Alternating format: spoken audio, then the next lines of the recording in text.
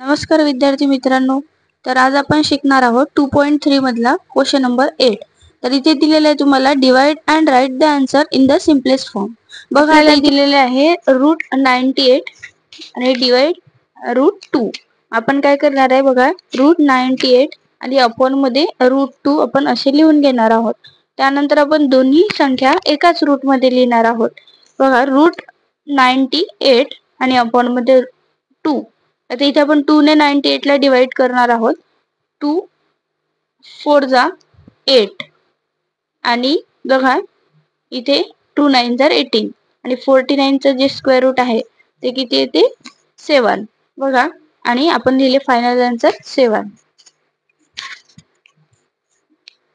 त्यानंतर बघा नेक्स्ट दिलेला आहे आपल्याला √125 डिवाइड √50। परत आपल्याला काय करायचंय, √125 आणि अपॉन मध्ये आपण लिहिणार आहोत √50।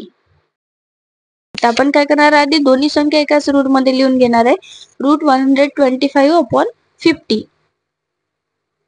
आणि आपल्याला काय करायचं, बाजूला इकडे लिहून घ्यायचं की डिवायडेड बाय 25। आता 25 ने आपल्याला दोन्ही संख्यांना भाग द्यायचा आहे। बघा √25 5 जार 125 आणि 25 2 जार 50 हे झालं आपलं फायनल आन्सर। त्यानंतर बघा थर्ड नंबर वर आपल्याला दिलेला आहे √54 डिवाइड √27। मग आता √54 आणि आपण √27 आपण असेच्या असे लिहून घेणार आहोत। परत आपल्याला काय करायचं, दोन्ही संख्या एकाच रूट मध्ये लिहायचे आहे, √54 अपॉन 27। इथे बघा 27 ने दोन्ही संख्यांना भाग जाते, तर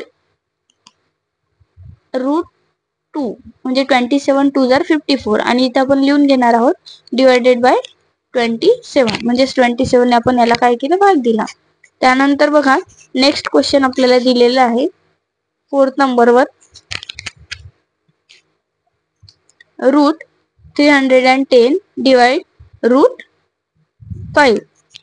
आता आपल्याला काय करायचं, परत तसंच दोन्ही संख्या ज्या आहे √310 अपॉन मध्ये √5 लिहून घ्यायचे।